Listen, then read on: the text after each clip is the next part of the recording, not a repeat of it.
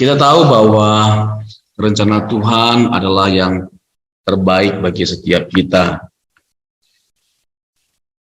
Kehendaknya adalah yang terbaik bagi setiap kita. Untuk itu, kita harus mempersiapkan mental atau diri kita untuk bukan hanya menerima jawaban iya dari Tuhan, tapi juga menerima jawaban tidak dari Tuhan atas apa yang kita inginkan atau mohonkan. Tidak juga merupakan jawaban, dan sudah seharusnya sebagai orang yang dewasa rohani, kita tidak memaksakan kehendak kita pada Tuhan. Tetapi kita harus memaksakan kehendak Tuhan pada diri kita. Tidak ada yang salah dengan punya keinginan, punya kehendak. Tapi menjadi salah kalau kita memaksakan keinginan kita atau kehendak kita yang terjadi. Seharusnya kita belajar dari doa Tuhan kita Yesus Kristus di Taman Getsemani, Matius 26 ayat 39, bukan kehendakku, melainkan kehendakmu yang jadi. Kita bisa belajar dari dua tokoh yang dikisahkan atau diceritakan di dalam Alkitab. Dari kedua tokoh ini kita dapat memetik satu pelajaran yang sangat mahal. Ini bisa menjadi prinsip dan filosofi kita sebagai orang percaya yang juga bisa membedakan kita dengan orang-orang dunia. Kita sebagai anak Tuhan, sebagai orang Kristen, sebagai pengikut Yesus. Kita harus memiliki prinsip ini, memegang filosofi ini. Yang pertama kita belajar dari seorang rasul yang bernama Paulus. Kalau kita merujuk kepada 2 Korintus pasal yang ke-12, kita dapat mengetahui bahwa suatu kali pernah Paulus memiliki satu penglihatan di mana dia dibawa ke sorga. Dan seperti yang kita ketahui, itu adalah sebuah kejadian atau peristiwa yang lama sekali. Namun peristiwa itu adalah sesuatu yang menggemparkan, mengagumkan, menggetarkan bahkan. Dan penglihatan itu tidak menutup kemungkinan bisa membuat orang bermegah atau menyombongkan diri, karena saking luar biasanya kesempatan itu. Ya, diberi kesempatan untuk melihat keindahan atau keluar biasaan surga. Itu sudah terjadi belasan tahun sebelumnya. Pengalaman itu baru disaksikan setelah sekian tahun oleh Rasul Paulus. Dalam konteks ini, kita bisa melihat bagaimana kedewasaan seorang Rasul Paulus, di mana Tuhan izinkan putusan iblis untuk menggocoh dia dengan sebuah tujuan yang indah, dengan sebuah tujuan yang mulia, indah dan mulia. Di mana indahnya dan mulianya? Yaitu ketika dia berdoa, dia seorang rasul yang hebat. Dia adalah seorang rasul yang sangat cerdas. Intelektualitasnya jangan diragukan, spiritualitasnya juga. Dia juga punya karunia-karunia. Dia bisa menyembuhkan orang sakit hanya dengan sapu tangannya. Tapi ingat, itu sapu tangan Rasul Paulus, bukan kita, Pak. Kalau Paulus, Pak, itu menyembuhkan, kalau kita mempingsankan. Jadi begitu luar biasa rasul yang satu ini. Nah, dia bisa marah dengan Tuhan sebenarnya, atau kecewa. Kenapa?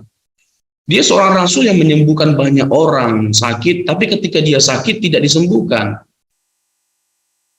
Nah, di sini kedewasaan kita bukan diukur ketika setiap kali kita berdoa lalu Tuhan menjawab doa kita. Ini luar biasa. Tidak. Kedewasaan kita diukur pada waktu kita berdoa, tapi Tuhan tidak jawab doa kita atau berkata tidak atas doa kita, tapi kita bisa menerimanya.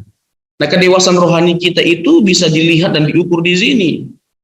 Atau kalau bahasa vulgarnya, kita tidak kekanak-kanakan, tidak menjadi marah atau ngambek seperti anak kecil ketika waktu kecil minta permen, nggak dikasih permen, lalu ngambek marah sama Tuhan. Padahal nggak dikasih permen itu untuk kebaikannya, karena lagi batuk, lagi demam, tidak baik.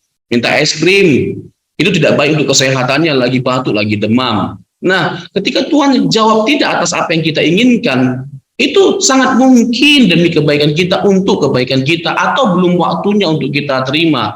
Karena belum siap kita, karakter kita, mental kita. Sama seperti bangsa Israel, terlalu mudah Tuhan membawa mereka dari Mesir ke tanah Kanaan untuk menikmati berkat Tuhan.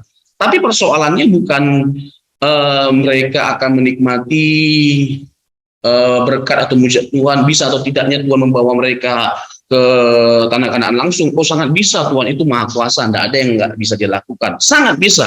Tapi persoalannya persoalan karakter, itu persoalan mental. Mereka itu sudah ratusan tahun mereka diperbudak di bangsa Mesir. Jadi kita tahulah bagaimana karakter dari seorang budak mental, dari seorang budak bobrok, keras kepalanya mereka, tegar tengkuknya mereka. Nah, ini kan bukan proses yang instan untuk mengubah mereka itu. Karakter yang sudah belasan tahun, puluhan tahun busuk, itu nggak mungkin bisa dalam waktu instan langsung berubah. Saya nggak percaya. Nggak ada orang yang baik seketika lalu atau jahat seketika, nggak ada.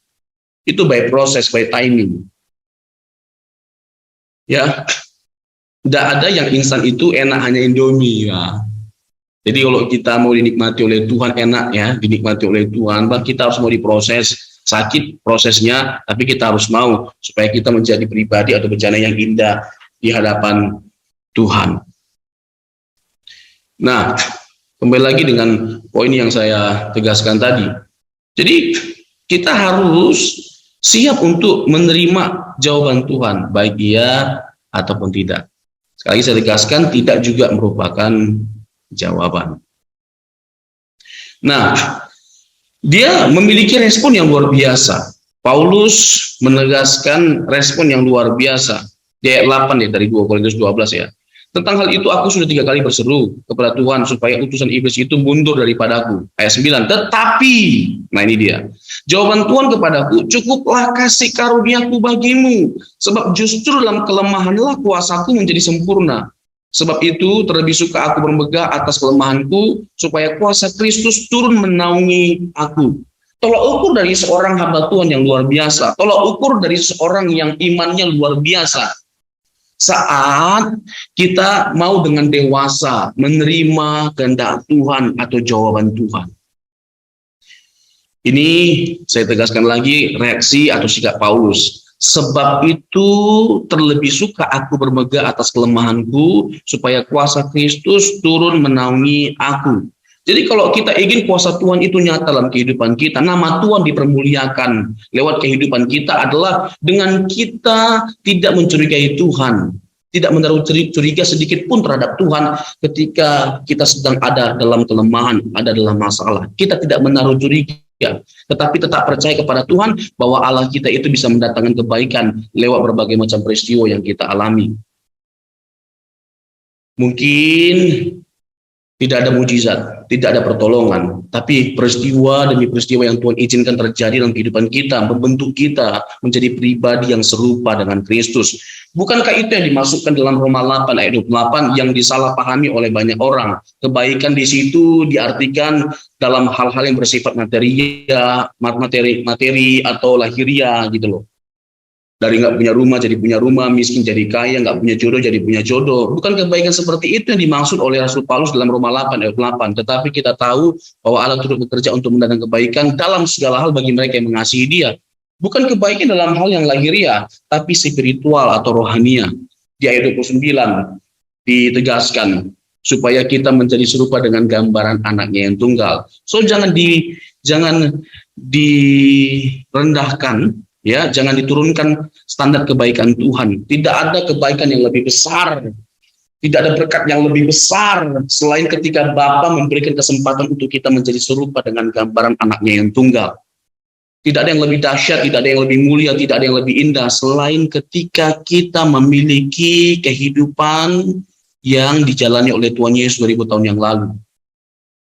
Karakter kita dibentuk oleh Tuhan.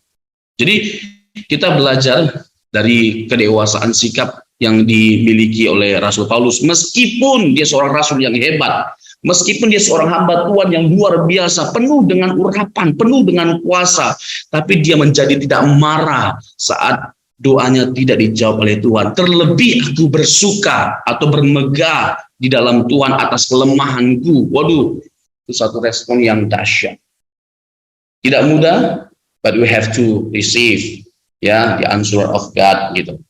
Jadi bagaimana kita menaklukkan diri kita pada kehendak Tuhan. Yang terakhir, dari Tuhan Yesus kita belajar. Matius 26 ayat 39. Bukan kehendakku, melainkan kehendakmu yang jadi. Kita berpikir bahwa baik kehidupan kita ketika doa kita dijawab oleh Tuhan.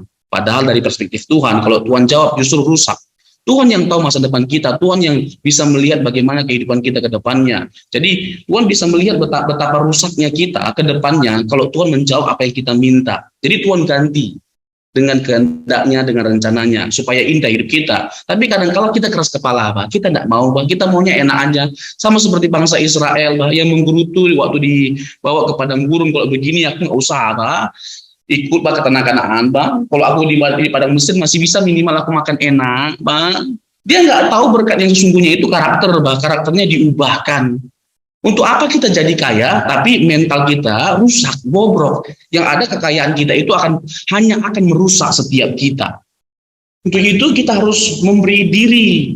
Yang pertama untuk diajar oleh kebenaran firman Tuhan supaya kita menangkap maksud dan kehendak Tuhan. Lalu kita memberi diri untuk dibentuk, diproses oleh Tuhan untuk menjadi pribadi yang menyenangkan atau menyukakan hati Tuhan. Jadi kita bisa melihat ya pelajaran yang begitu agung dari Tuhan kita Yesus Kristus, anak Allah. Bayangkan, anak Allah, dia nggak bawa-bawa statusnya. Aku anakmu loh, Bapak. Masa aku minta nggak dipenuhi? Masalahnya, ini gawat darurat untuk case ini sangat gawat darurat. Tidak ada cara lain untuk Allah menyelamatkan setiap kita selain dia menanggung penderitaan atau konsekuensi atas dosa, yaitu penderitaan atau kematian. Bayangkan kalau anak Allah itu menghindari konsekuensi itu, maka tidak ada penebusan, tidak ada keselamatan. Jadi jawaban tidak, kita bisa melihat dari Tuhan Yesus sendiri.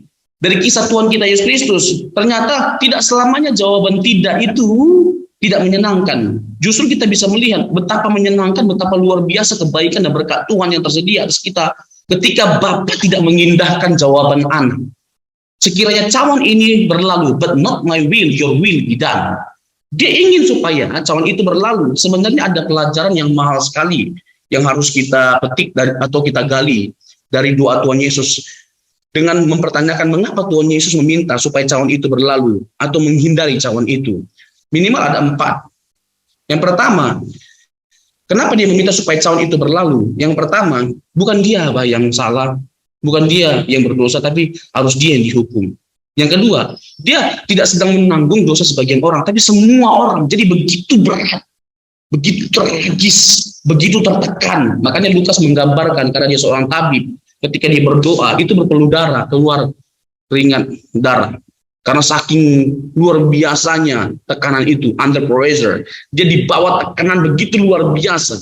Jadi jangan berpikir bahwa karena dia adalah Tuhan, maka tidak berat-berat amat ketika dia memikul dosa kita. Oh berat sekali Bang. Berat sekali. Itu yang kedua. Yang ketiga, dia itu benar-benar manusia. Dia merasakan apa yang kita rasakan. Ketika disiksa, sakit nggak? Sakit Bang. Lebih-lebih ketika dia ditolak, itu sakit Bang. Yohanes 1 ayat 11. Aku datang kepada umat kepunyaanku, tapi umat kepunyaanku menolak aku. Coba bayangkan, orang yang kita kasih menolak kita, Pak. Orang yang kita kasih, orang yang kita cintai tidak menganggap kita, Pak. Sakit nggak? Itu lebih sakit Pak, daripada dipukul, Pak. Lebih bagus dipukul daripada ditolak sama orang yang kita kasih, Pak. Sakit. Jadi dia benar-benar jadi manusia. Itu yang ketiga. Yang keempat, ini yang lebih mengerikan. Ini yang on the top. Kenapa Tuhan Yesus meminta supaya cawan itu berlalu? Kenapa dia memohon? Itu pasti luar biasa tekanan pada waktu itu. Teriaknya pasti luar biasa. Bapa, sekiranya cawan ini berlalu, lalukanlah. Tapi bukan kehendakku, melainkan kehendakmu. Yang keempat, apa yang membuat dia meminta supaya cawan itu berlalu? Karena dia tidak ingin terpisah dari Bapa. Anak tidak pernah terpisah dari Bapa dalam kekalahan. Tapi oleh karena dosa, dalam waktu seketika, dalam waktu sekejap dia harus terpisah. Karena konsekuensi dari dosa itu adalah membuat manusia terpisah dari Allah. Ketika Allah berinisiatif untuk menyelamatkan kita, maka dia harus menanggung konsekuensi ini dengan mau terpisah dari Allah.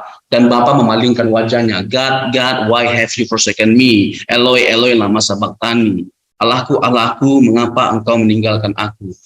Bapa membiarkan anaknya berjuang sampai akhir. Dan itu yang terjadi. Tetelestai, kepadamu kuserahkan jiwaku.